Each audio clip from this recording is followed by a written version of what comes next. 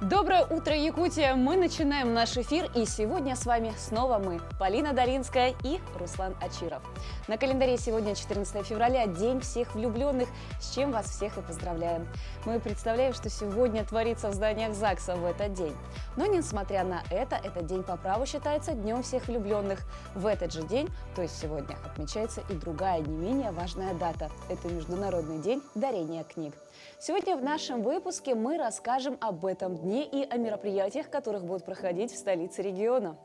Ну а также мы подготовили несколько материалов, которые будут касаться Дня Святого Валентина. Конечно же, подготовили несколько новостей из мира и завершим наш выпуск новостями из мира спорта. Так к нам в гости сегодня придут бодибилдеры, которые с нами поделятся информацией о прошедшем чемпионате по жиму лежа, который прошел в столице региона с 11 по 12 февраля. Так что оставайтесь вместе с нами, будет очень интересно. Ну и не забываем подписываться на наш телеграм-канал и отправлять свои поздравления, новости на наш телефон, который вы видите перед своими экранами. Ну а прежде чем вы выйдете из дома, давайте узнаем, какая же погода на день сегодняшний. По данным на 6 часов утра, температура воздуха в центральных районах составила 42-45 градусов мороза. В заречной группе минус 40, минус 47. В южных в это утро в Алдане минус 31 и минус 33 в городе Нерюнгри. В Вилюйской группе минус 22, минус 31, а в Нижнеленских 34-41 со знаком минус. В западных 15-28, в Колымо-Индигирской группе улусов 38-55, в Янских 46-50 мороза. На северо-западе минус 31, минус 45 градусов. В городе Якутске температура воздуха на 6 часов утра составила минус 40 градусов и атмосферное давление 768 миллиметров ртутного столба. Юго-восточный ветер дует со скоростью 1 метр в секунду. В течение дня синоптики обещают, что день будет без существенных осадков. Утром местами туман, ветер переменный с порывами от 1 до 4 метров в секунду. Днем столбик термометра зафиксирует температуру воздуха на отметке 30-32 градуса мороза. Как мы уже отметили, сегодня свой профессиональный день празднуют все влюбленные. Ну а какие еще знаменательные даты и события связаны с сегодняшним днем, давайте посмотрим далее. На календаре 14 февраля сегодня отмечают День Святого Валентина или День всех влюбленных. Международный день дарения книг. По народному календарю сегодня Трифон Мышегон. В этот день крестьяне заклинали мышей, просили их не портить скирды с хлебом. Также в день Трифона незамужние девицы молились о женихе. Февраль традиционно был месяцем свадеб, и это время считалось лучшим для того, чтобы попросить высшие силы о семейном счастье. В этот день смотрели на небо, если были видны звезды, это означало позднюю весну. Снег в этот день предвещал весенние дожди, а туман – наступление хорошей погоды. Этот день в истории. В 1718 году Петр I лишил своего сына Алексея прав наследника престола. В этот день, в 1918 году, в России введен Григорианский календарь. 14 февраля в 1950 году в Москве подписан Советско-китайский договор о дружбе, союзе и взаимной помощи. Ровно 70 лет назад в этот день открылись 6-е зимние Олимпийские игры в норвежском Осло. 18 лет назад, 14 февраля, в Москве обрушилась кровля развлекательного комплекса «Трансвааль-парк».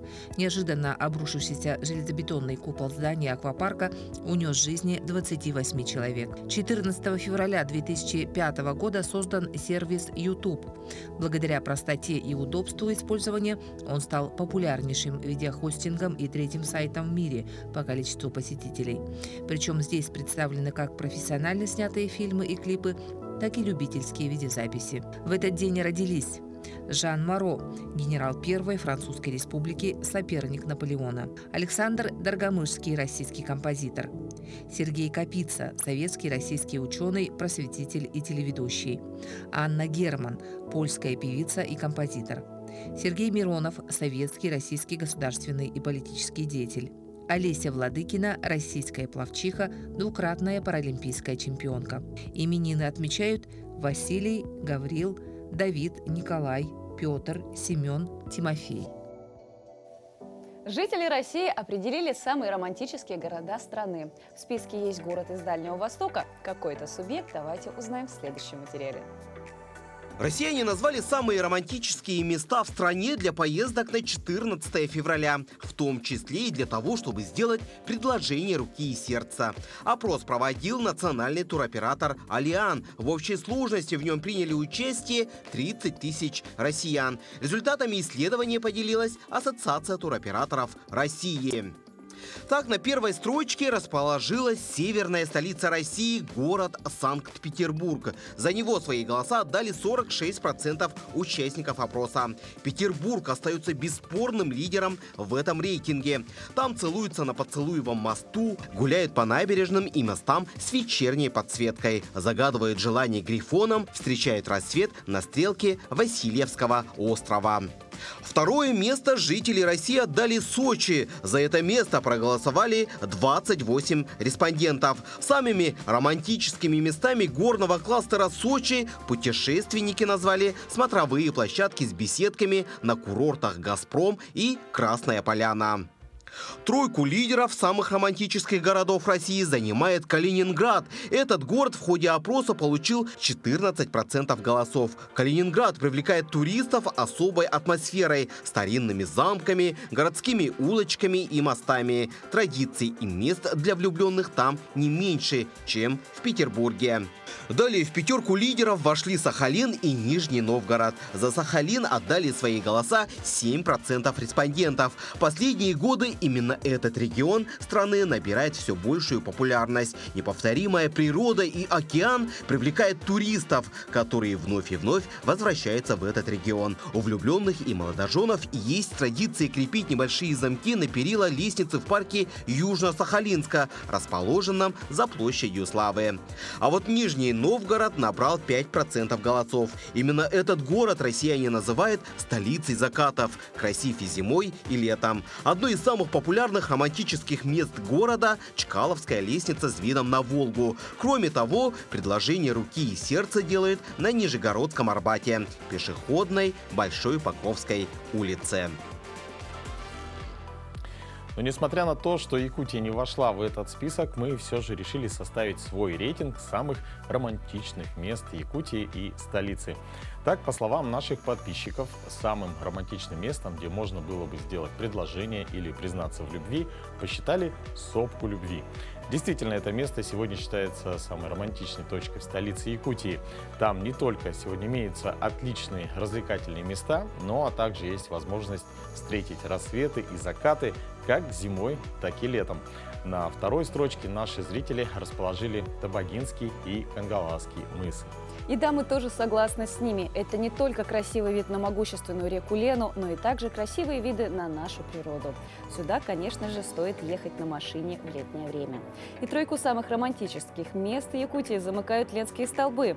Действительно, природный парк Ленские столбы – объект всемирного наследия ЮНЕСКО, уникальное место, где влюбленные могут признаться друг другу в любви. Отсюда открываются красивые виды не только на реку Лену, но и на красивую, богатую природу Якутии. Вдали от городской суеты и полное погружение в атмосферу идиллии. Также помимо этих мест наши подписчики отметили ресторан «Река, озеро, лес», концерты, посвященные для всех влюбленных, и в целом посчитали, что романтику можно словить практически везде. Главное быть влюбленным и видеть все это влюбленными глазами. Ну а что такое любовь и как это понимают дети, мы узнаем из нашей рубрики «Устами младенцами». Что такое любовь для тебя? Что значит любовь? Любовь – это чувство. Любовь – это верность, доверие и чувство. Любовь – это любовь. Это чувство к, либо кому, собаке, коту, например, маме, папе, родным. Я не знаю, что сказать на самом деле. Но это, может быть, ценить это. Я даже не знаю. Любовь – это когда вы целуетесь. Любовь – это когда человек любит другого человека. Любовь – это семья, мама, папа. Любовь – это либо занятие, хобби, либо то, что ты любишь, например, собак, книги. Книги о природе, книга о животных. Очень много понятия любви. Да, особенно как дети это воспринимают. Просто посмотри, любовь – это когда вы целовались. Вот, все. И не иначе. С этим не поспоришь. Но сегодня, друзья, у нас замечательный праздник, да, День всех влюбленных. И в этом году старожилы поселка Хандыга Валентин Александрович и Валентина Ивановна Кокшиневы отметят бриллиантовую свадьбу. Они ровно 60 лет живут душа в душу и не представляют жизни друг без друга. Валентин и Валентина познакомились в Хандыге, в отчим доме Кокшиневых в 1962 году. Молодая девушка квартировала у родителей красавца Вали, когда он вернулся после обучения в Хабаровске. Валентина только приехала из Якутска и работала портной в пошивочной мастерской. Через год Валентин и Валентина поженились, а еще через 4 родился единственный сын Саша. В этом году Валентине Ивановне исполнится 82 года, а Валентину Александровичу 86. Оба ветераны труда, дети войны. Ну, надо любить, уважать, друг другу уступать. Где-то уступать надо, все равно. Всякое же бывает в семье. Ну, где-то, может, и поругаешься, но все равно уступать надо. Надо мириться. Он всю жизнь проработал в пожарной службе. Она в райбыткомбинате. Сын Александр – сварщик на водоканале, но в последнее время болеет. Сейчас единственная мечта супругов, чтобы он выздоровел. Ведь для всех родителей здоровье детей важнее всего. В данный момент, чтобы сын поправился, это одно. А она всегда меня любит и уважает. Вот. Она все время за мной ухаживает, присматривает, вот, как за ребенком. Честное слово. Супруги Кокшиневы справили 50-55 лет совместной жизни, а в этом году будет бриллиантовая свадьба. Они всюду вместе, гуляют, отдыхают, трудятся на своем огороде. Залог долголетия брака в понимании, уважении и любви, считают супруги. Она его любя зовет Валек, а он Валечка, голубка. Так и живут наши Валентин и Валентина Кокшиневы из поселка Хандыга. Мария Винокурова, Хандыга, Тампонский район. Какие, правда, милые супруги. Особенно мне понравилось то, что Валентин сказал, что она всегда обо мне заботится. И вот эта фотография, где супруг спит, а она стоит рядом и следит за то, чтобы он выспался, для того, чтобы потом защищать их семью. Это, мне кажется, очень показательно. Да, это просто замечательно. Мы поздравляем эту семейную пару и, конечно же, всех влюбленных с сегодняшним праздником.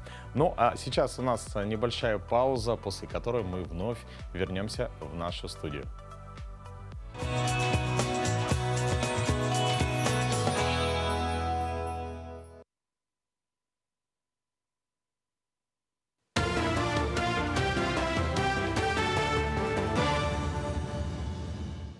Доброе утро, Якутия. Последние новости к этому часу. Груз с железной дороги впервые перевезут по рекам в Арктику. Минтранс в этом году проведет пилотный рейс по перевозке угля по реке с железной дороги до Северного морского пути. Для организации пилотных отправок грузов предлагается рассмотреть использование инфраструктуры речных портов Красноярска и Лесосибирска для погрузки угля на речные суда с дальнейшей поставкой грузов в морской порт Дудинка для перегрузки на морские суда и морской перевозки через акваторию Севморпути. С другой стороны, для компенсации сократившегося транзита правительство страны может увеличить обязательства компаний по грузоперевозке. В современном мире детская онкология лечится. На исход болезни сильное влияние оказывает доступность качественной современной диагностики, а также своевременность и правильность лечения. 15 февраля отмечается Международный день детей, больных раком. В республике ежегодно выявляются около 30 детей с онкологическими заболеваниями. В настоящее время детская онкология не является фатальным заболеванием. С 13 по 22 февраля Национальный центр медицины проводит дни открытых дверей к врачу-онкологу. Сюда может прийти любой желающий, записаться на консультацию. Также в эти дни в декаде у нас сходят разные мероприятия. Это мастер-классы разные для детей, для родителей. Также проводим обучающие семинары для врачей, узких специалистов, педиатров. Об онконастороженности, что есть такие заболевания, на что следует обратить внимание педиатра. И, конечно, также и о важности профилактических осмотров, профилактических мероприятий. Записаться на прием к онкологу можно по телефонам регистратуры, которые вы видите на экране. В день приема с собой необходимо иметь страховой медицинский полис пациента, СНИЛС, свидетельство о рождении, паспорт одного из родителей и справку об эпидокружении. Больные гепатитом С получат возможность лечиться самыми современными препаратами в обычном и дневном стационарах. Количество нуждающихся в лечении, по оценкам Минздрава России, может достигать 2 миллионов человек. Но до сих пор доступность эффективного современного лечения остается низкой. В целом же, как говорят в Минздраве, новый порядок госпитализации сделает современное лечение доступным для тех, кто не в состоянии самостоятельно заплатить за довольно дорогой курс терапии. На территории Нерюнгринского района подразделением по делам несовершеннолетних прошло оперативно-профилактическое мероприятие «Семья», цель которого – проведение проверок неблагополучных семей, зарегистрированных в районе. Во время таких проверок выявляют факты жестокого обращения с детьми, а также преступления и правонарушения, совершенные в отношении несовершеннолетних. Всего на территории Нерюнгринского района на учете состоит 65 неблагополучных семей, с которыми ежемесячно проводится профилактическая работа. Тем не менее, во время этого рейда были выявлены серьезные случаи, по результатам которых приняты соответствующие меры. Был выявлен один факт нанесения телесных повреждений отцом ребенку. Также был выявлен один факт продажи алкогольной продукции несовершеннолетним. И в одной из семей, также относящихся к категории неблагополучных семей нашего района, были изъяты дети, которые были помещены в реабилитационный центр для проведения с ними социальной работы. За ненадлежащее исполнение родительских обязанностей предусмотрена как административная, так и уголовная ответственность. Также предусмотрена у нас административная и уголовная ответственность за жестокое обращение с детьми, то есть за нанесение ребенку телесных повреждений, либо каких-либо увечий.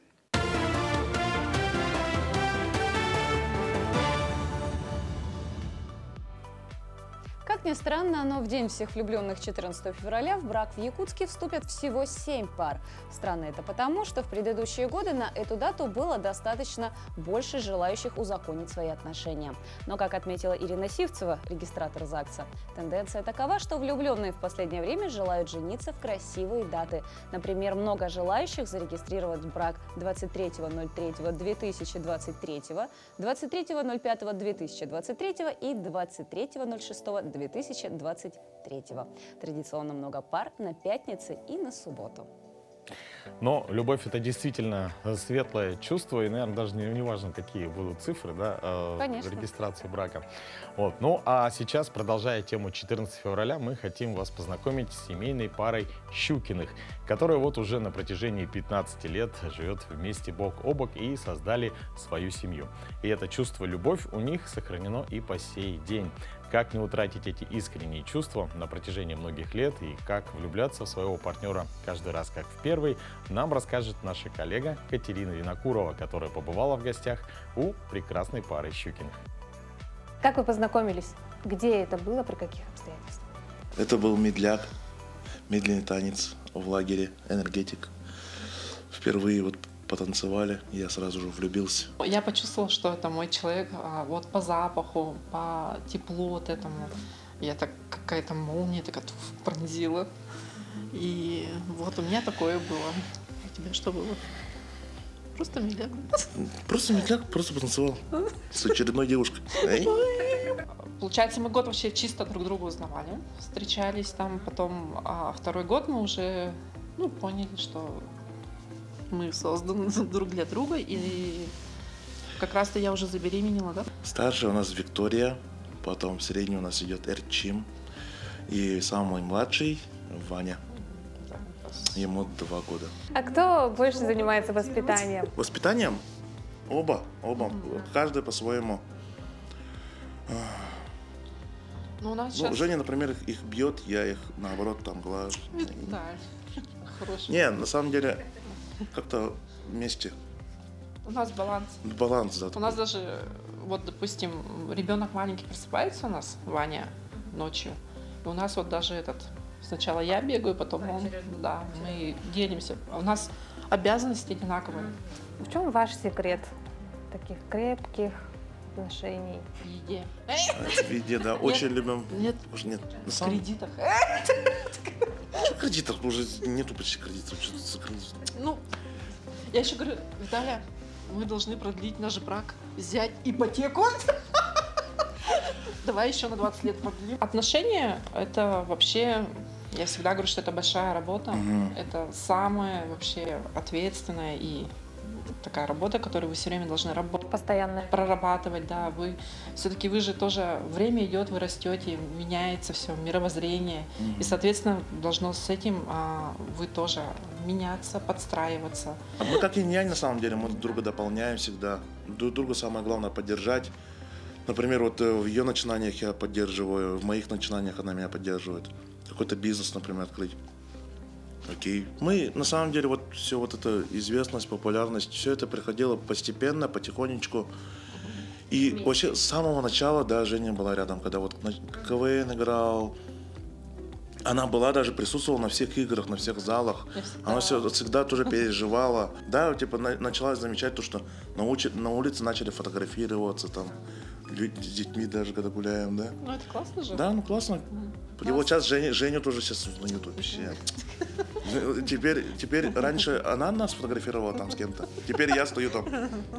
Ну и даже не заметили, что 15 лет прошло. Каждый раз по-заново влюбляешься, когда даже по-новому как-то, даже когда вот Женя, например, как-то развивается в творческом, например, когда смотришь на нее, на все результаты тоже восхищаешься. Да.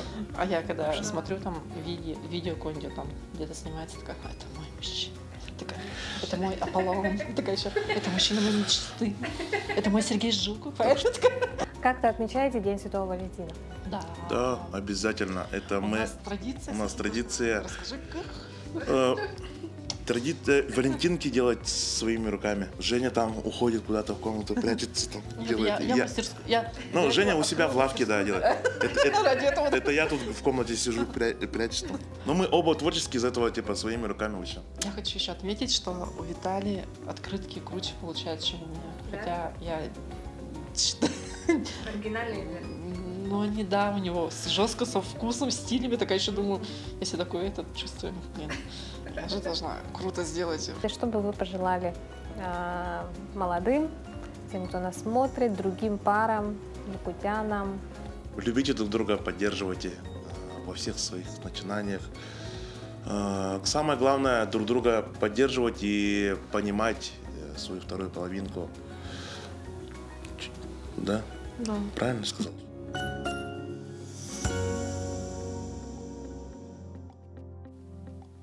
День 14 февраля, безусловно, известен прежде всего как День Святого Валентина или День всех влюбленных. Однако растет число людей, которые знают еще об одном празднике, отмечаемом сегодня.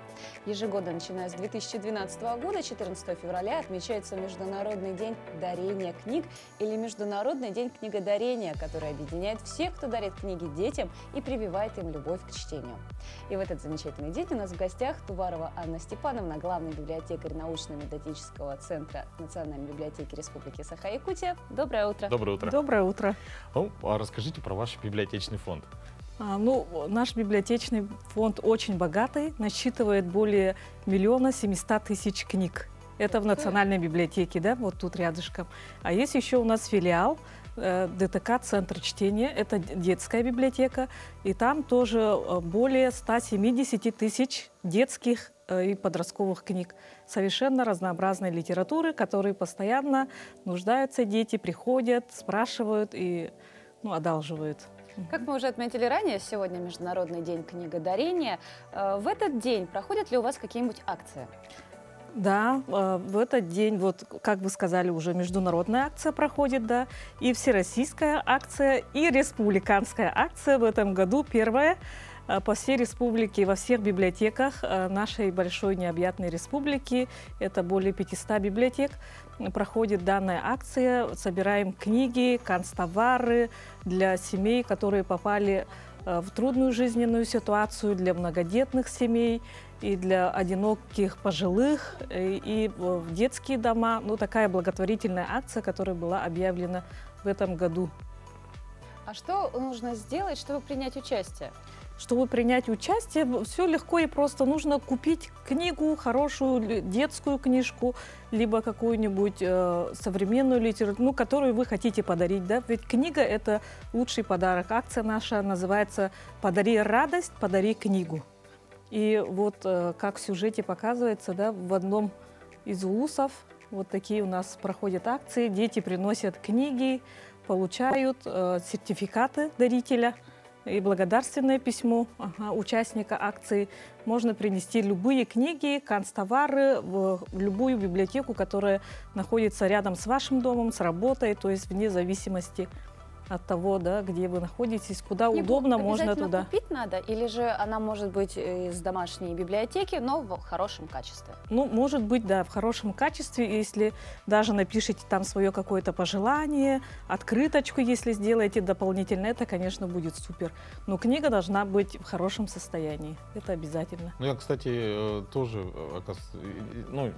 еще вчера принял участие в этой акции, потому что меня с Алекминска попросили записать видеообращение детям, школьникам про вот этой вот акции по книгодарению. Ну, я думаю, что сегодня они увидят мое обращение. Ну вот, отлично. А книжку-то подарил? Ну, а как я долго будет идти? Можете вот в Национальную библиотеку, либо на Ленина 1, 3-й этаж, детский филиал отнести. А вообще сколько детских библиотек у нас в республике? Вообще детских библиотек в республике у нас муниципальных 36. И считая наш филиал, вот ДТК «Центр чтения», 37 библиотек специализированных, которые обслуживают детей, детское население и трудятся вот на благо наших детей. А так вообще, если в общем и целом, то все библиотеки, это 400 с лишним библиотек по республике, обслуживают детское население. То есть они называются общедоступные библиотеки. В наш цифровой век не теряют ли хождение в библиотеку, чтобы брать вот эти те самые настоящие живые книги, не теряют ли они своей актуальности? Ну, когда началась пандемия, конечно, спад был. Да, вот когда получали традиционную книгу, одалживали, приходили люди ножками, мы так называем, да, это такой профессиональный сленг. Ножками люди уже перестали приходить, и мы ушли в цифровое пространство. То есть мощно начали работать с электронной библиотекой. И сейчас электронная библиотека Национальной библиотеки одна из лучших. И не зря наша республика считается самый читающий регион в Российской Федерации. Это очень приятно. А если мы не будем брать библиотеку и книги, которые касаются школьной литературы, какие жанры сейчас среди детей и молодежи самые популярные? Самые популярные среди детей, как показывает опрос, вот последний, да, в прошлом году в декабре месяце мы проводили среди подростков, и они по жанрам предпочитают, конечно, комиксы, манго, и были много ответов, там около 40% детей все равно предпочитают классическую литературу. Да, вот есть такие дети. Ну, конечно, мода есть мода. Дети сейчас предпочитают вот комиксы, либо рисованную книгу. Но вчера был День родного языка. Вот насколько популярна литература? Национальная. Да, национальная литература. Да, ну, как показывает тоже вот соцопросы, которые мы постоянно проводим, к сожалению, у нас падает, да, количество детей, которые уже читают на родном, на якутском языке, которые говорят даже на родном языке. Но с этим библиотека тоже работает. Мы пытаемся открывать и книжные клубы, и проводить мероприятия. И, это должна быть комплексная работа, чтобы вот якутский язык не потерял своей актуальности. Но сейчас эту проблему поняли все родители и пытаются работать, конечно, с этим, чтобы... у меня, например, 2 детей, и мои дети говорят и на русском, и на якутском хорошо, поэтому это в первую очередь зависит от семьи, конечно, как родители будут воспитывать. Что касается коренных малочисленных народов, сейчас многие стараются возродить или поддержать тот имеющийся язык национальный. Вот как с этим идет работа? У нас, да, в фонде тоже есть книги, литература на языках коренных малочисленных народов. И есть у нас отдел, краеведческий отдел, и там тоже работают сотрудники, которые пропагандируют. И работа тесно с писателями у нас ведется, конечно, но это естественно, да, в библиотеках. В библиотеке то, что от нас зависит, то, что мы можем, мы делаем. И в рамках этой нашей акции «Подари радость, подари книгу» в каждой библиотеке откроется книжный клуб для детей и подростков, куда могут прийти вот дети, и родители, и бабушки, и дедушки, и будут читать, и обсуждать, и делиться со своим мнением. Он уже открылся или планируется? Во многих библиотеках есть, но в библиотеках, в которых нету таких книжных клубов, то откроется вот как раз сегодня, 14 февраля, в такой замечательный день. То есть мы можем пригласить наших телезрителей? Да, можем пригласить, приходите в наши библиотеки, читайте книги, посещайте вот наши книжные клубы, которые будут доступны уже сейчас в каждой библиотеке нашей республики. Анна Степановна, мы вас благодарим за то, что вы сегодня посетили наш эфир. Поздравляем вас с сегодняшним днем. Спасибо. И желаем успехов в работе. Также в вашем лице поздравляем всех библиотекарей. Спасибо большое. Ну а сегодня в этот день принято дарить книги в первую очередь детям, а также тем, чьи возможности к доступу к чтению книг по тем или иным причинам ограничены. Подобная акция сегодня проходит во многих образовательных учреждениях республики, и к этой акции присоединились воспитанники Дворца детского творчества.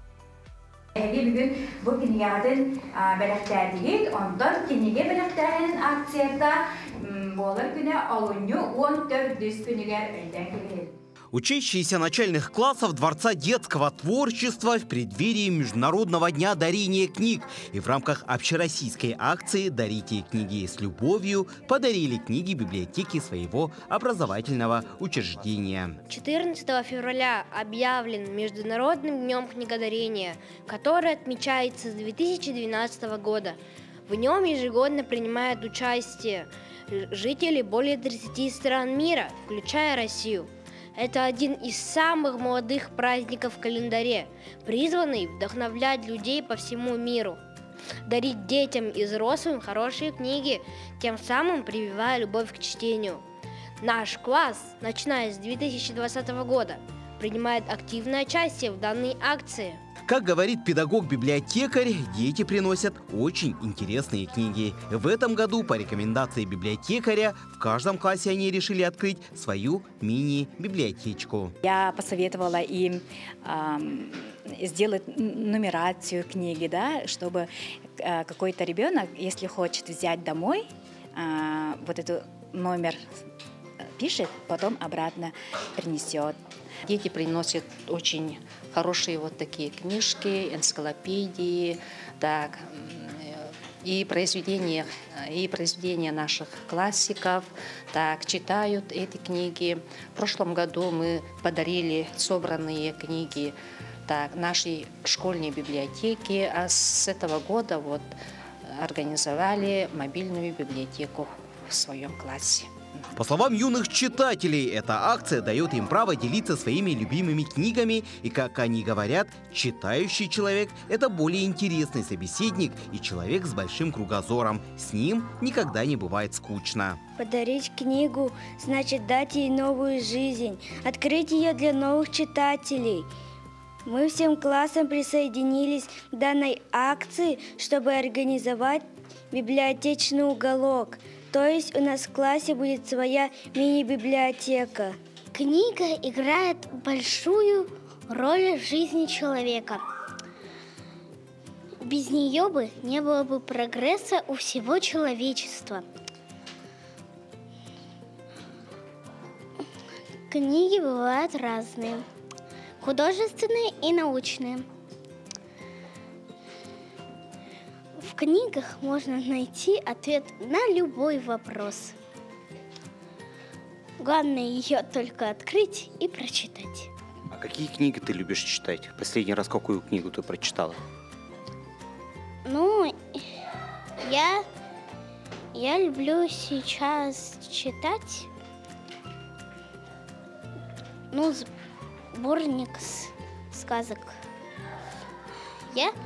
Я уже прочитала сборник Корнея Ивановича Чуковского. Сейчас я читаю книгу «Сказки для девочек». Вот таким образом сегодня многие из вас могут стать участником международной и всероссийской акции «Дарите книгу с любовью». Ведь всегда считалось, что читающий человек никогда не бывает одиноким. Надо лишь погрузиться в мир литературы и найти своего героя. Читайте книги, любите книги, и вы никогда не будете скучать. Дмитрий Тымыров, Виктор Дичковский, Якутск. А в очередном выпуске рубрики «Книжная полка», которая выходит в эфир по вторникам, сегодня рекомендация от Национальной библиотеки, конечно же, посвященной ко Дню всех влюбленных. Читайте и влюбляйтесь. Доброе утро! И сегодня очередная порция рекомендаций для рубрики «Книжная полка» на телеканалах Якутия-24 и НВК «Саха». Сегодня мы поговорим о легком любовном романе «Мечта для нас», которую написала Тилли Коул. Почему именно на эту книгу пал мой выбор, это объясняется достаточно легко и просто. В преддверии праздника Дня всех влюбленных мне захотелось один из своих уютных вечеров за чашечкой чая заполнить именно чем-то подобным. Если и у вас имеется такое же желание, то вперед. И если у вас еще имеется желание погрузиться в книгу, в которой царит настоящая атмосфера классической электронной музыки, то эта книга точно для вас. Здесь почти каждая страница наполнена какой-либо мелодией, греющей душу. Возможно, с первых страниц эта история покажется вам банальной, но это будет определенно таким поверхностным суждением. Две родственные души находят в себе силы идти навстречу друг другу, несмотря ни на что, ведь на протяжении всей истории главные герои часто спотыкаются, падают, но вновь и вновь поднимаются и притягиваются друг к другу. Это два человека, связанные музыкой, которые являются смыслом их жизни. Это две личности, которые на глазах читателей с каждым днем становятся все опытнее и старше. Помимо любовной линии, в этой книге поднята тема синестезии, что очень интересно и воодушевляет то, что в этом мире есть такие люди, которые с помощью простых звуков и мелодий очень хорошо понимают этот окружающий мир. С помощью различных цветов такие люди делают свою историю и жизнь своих близких намного ярче и насыщеннее. Я, безусловно, рекомендую эту книгу вашему вниманию и, разумеется, к прочтению, и вы во всем этом убедитесь сами. Приятного чтения и до новых встреч! И сегодня в нашей традиционной рубрике «Говорим правильно» мы будем говорить о предстоящем народном празднике Масленица, которая в этом году будет отмечаться уже на следующей неделе. Доброе утро, дорогие телезрители! Масленица, масленица, дай блинком полакомиться, прогони от нас метели, прокати на карусели, растопи холодный лед, пусть весна скорей придет. Масленица – это древний славянский праздник, который пришел к нам из языческой культуры, но был принят христианством. Церковь внесла Масленицу в число своих праздников. И эта неделя, которую еще называют сырной или мясопустной, предшествует Великому посту. Действительно, люди, исповедующие христианство, в течение этой недели уже отказывались от мясной пищи. Поэтому неделя и называется мясопустной, то есть пустая к мясу. И им разрешалось вкушать только молочные блюда и яйца. Поэтому неделя и называлась сырной. Сыр – это то же самое, что современное слово «творог» в те времена обозначало. Кроме того, Масленица – это еще и праздник смены времен года, поэтому она имеет такие языческие древние корни. Считалось, что Масленица раньше приходилась на время весеннего равноденствия, а это время, оно характеризовалось такой резкой сменой погоды, переменчивой погодой. То вдруг метели нагрянут, то вдруг оттепель наступит. Люди говорили, что зима с весной борются.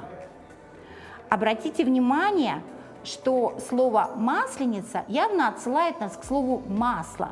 И еще обратите внимание, что слово «масленица» пишется с одной буквой «н».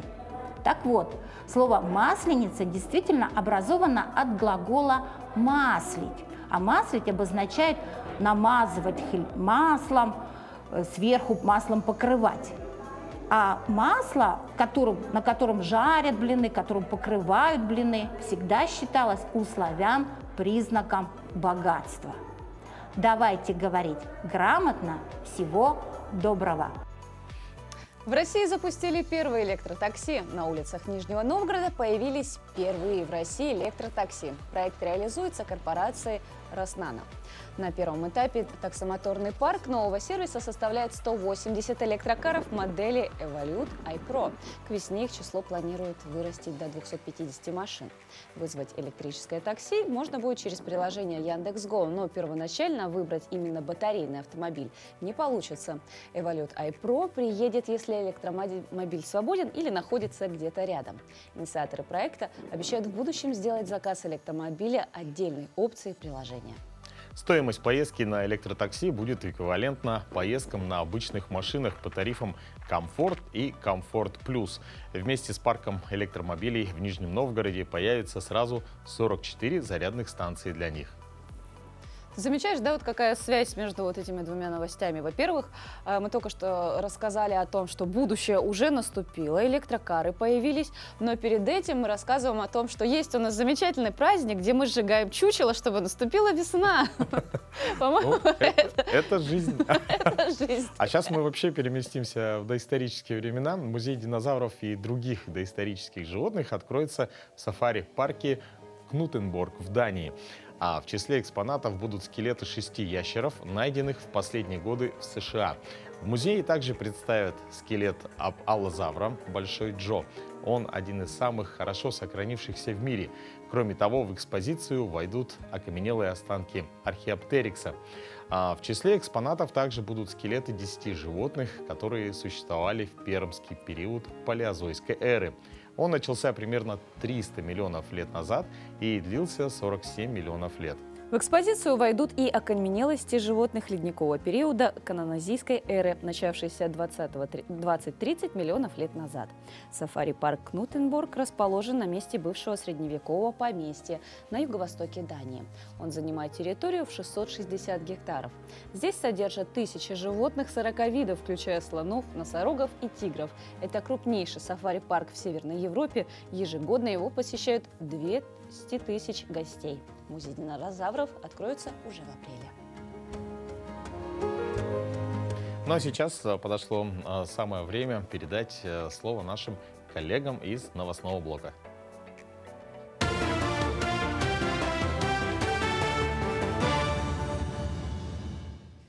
Доброе утро, Якутия! Мы продолжаем освещать самые заметные события. В республике по поручению главы региона продолжается работа над реализацией комплексной программы по реабилитации участников специальной военной операции и членов их семей. Новая программа для граждан до 18 лет начнет работать с 20 февраля текущего года. Программа рассчитана на 21 день и включает в себя занятия с психологами, коррекционными педагогами и социально-медицинские процедуры и является бесплатной. Дети будут проходить реабилитацию в сопровождении взрослого члена семьи. Индивидуальный план реабилитации будет составлен с учетом возраста и состояния здоровья ребенка.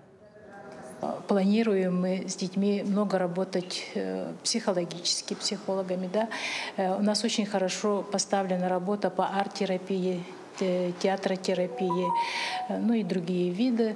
Также проводится у нас поддержка здоровья в виде массажа, лечебной физкультуры и физиотерапии. И взрослым тоже будет небольшая часть реабилитации, та же психологическая работа. Наши психологи очень много работают с родителями. Дистанционное прохождение медико-социальной экспертизы станет возможным с 1 июня. Люди смогут получить результаты экспертиз без поездок в областной центр или столицу. Бюро уже перешли на электронное взаимодействие с медорганизациями. Во избежание возврата документов установлен исчерпывающий список необходимых обследований. Документы направляются на рассмотрение сразу после того, как собраны сведения, достаточные для проведения экспертизы. Дистанционный формат не снизит качество. В первую очередь проводится экспертиза документов, затем опрос гражданина и при необходимости его осмотр. Свыше 300 проектов разрабатывают ученики Центра цифрового образования IT-Куб. Воспитанники обучаются по 55 цифровым и техническим направлениям, такие как языки программирования, 3D-моделирование, разработка сайтов и игр.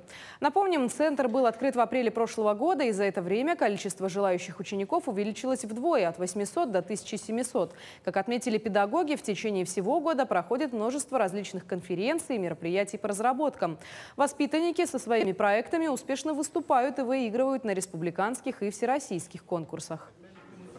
Результатами нашей деятельности это являются наши же, конечно, воспитанники. Вот с нашими воспитанниками мы работаем таким образом, что по итогу обучения они должны разработать какой-то проект, и с этим проектом они дальше участвуют в каких-то разных конкурсах. Одним из это является, вот в этом году у нас 5 обучающихся заняли первые места, и первые, вторые призовые места в республиканском этапе НПК.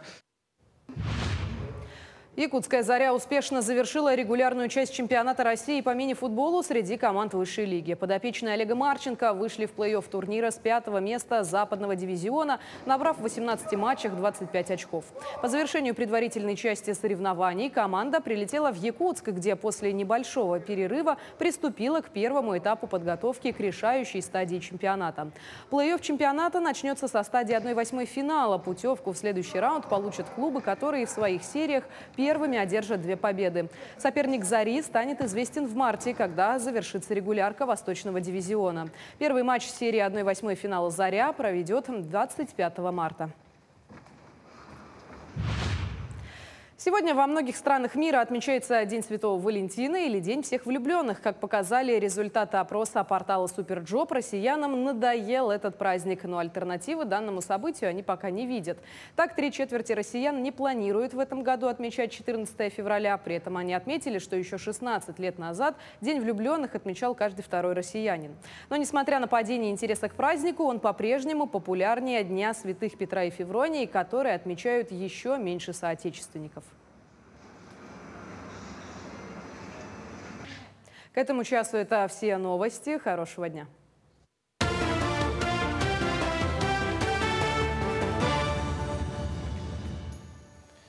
Прошедшие выходные в городе Якутске прошел чемпионат по жиму лежа среди мужчин и женщин.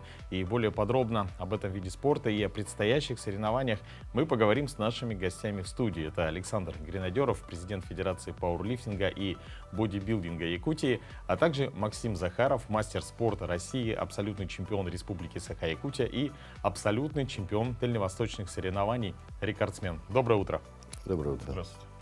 Александр, вы как активно... Первый вопрос к вам. Как прошел очередной чемпионат по жиму лежа?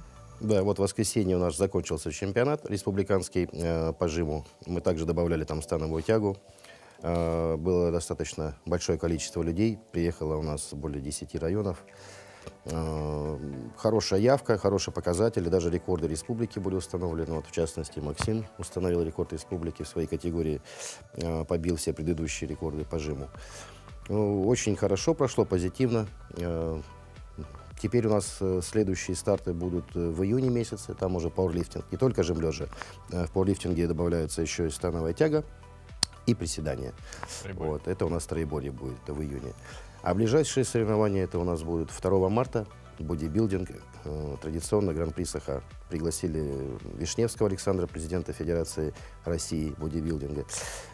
Кокляева Михаила, если такого помните, приезжал в Якутск, очень такой популярный молодой человек, олимпийский чемпион по тяжелой атлетике. Ну, такой очень интересный, его любят у нас в Якутске. Мы его пригласили на открытие. Будем тоже презентовать открытие новой федерации силового экстрима. И вот в связи с этим пригласили гостей таких вот хороших, именитых. Что касается географии участников именно вот по прошедшим соревнованиям, она очень обширная. Это говорит о том, что с каждым годом все популярнее этот вид спорта становится? Да, да, молодежь приходит, молодежь учится, но это вот благодаря работе тренерского состава ДЮСШ очень хорошо у нас отрабатывают. Среднеколымск, Алдан, Нерюнгри, Якутск. Очень хорошо работают тренера в ДЮСШ. Поэтому хороший приток молодежи идет. Им интересно выполнять разряды, повышать квалификацию. Также у нас судейский корпус тоже растет. обучаемся у судей, продвигаем, поднимаем категории, практику, семинары. Растем, развиваемся. Ну да, спорт популярный, потому что он доступный, удобно очень. Нужна только штанга, лавка для лежа, ну, любой спортзал, там, даже у себя дома можно жать, грубо говоря. Максим, вы установили рекорд на соревнованиях. Я правильно понял? Да, был жим классический, жим экипировочный. Я выступал в дивизионе классическом жиме, пожал 2 попытки из 3. Первая попытка 240, вторая 247,5 килограмм. Третью попытку, к сожалению, маленечко техническая ошибка была. Вот, растерялся, переволновался, маленечко не дожал. Но 247 килограмм это уже такой, как сказать правильно, наверное, жим уже на уровне чемпионов России. То есть уже можно с ними как бы бороться, то есть за медальку. А почему выбрали именно этот вид спорта и с какого возраста как давно занимаетесь? А это довольно-таки интересный вопрос. Все, наверное, знаете Баланца Владимира, нашего чемпиона, многократного чемпиона России. Получилось так, что он мой сосед. Да, я на 1-м этаже, он живет на 2-м. Вот мы семьями как бы дружим. Ну, я тогда занимался боксом, был маленький, худенький, высокий и худенький. Ну и он меня позвал. Еще тогда занимался он в Мадуне. Вот, меня позвал к себе в спортзал. Ну и меня затянуло. Познакомил меня с Давыдовым Петром Николаевичем, это заслуженный тренер Республики Саха-Якутия наш тоже. Ну и все, меня затянуло как бы, в этот вид спорта. Занимался я, начал, по-моему, в 15 лет, да. Ну и по сей день я верен этому виду спорта. Вот. А есть какие-то советы, как вот, ну... Нет, давайте сначала по противопоказаниям. Противопоказания? Да, конечно. Всем ли этот вид спорта подходит?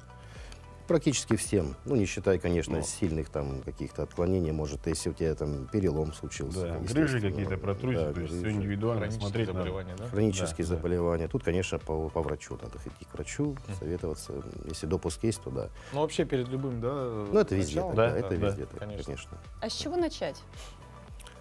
Надо начинать прям снизу, постепенно, с минимальной нагрузки.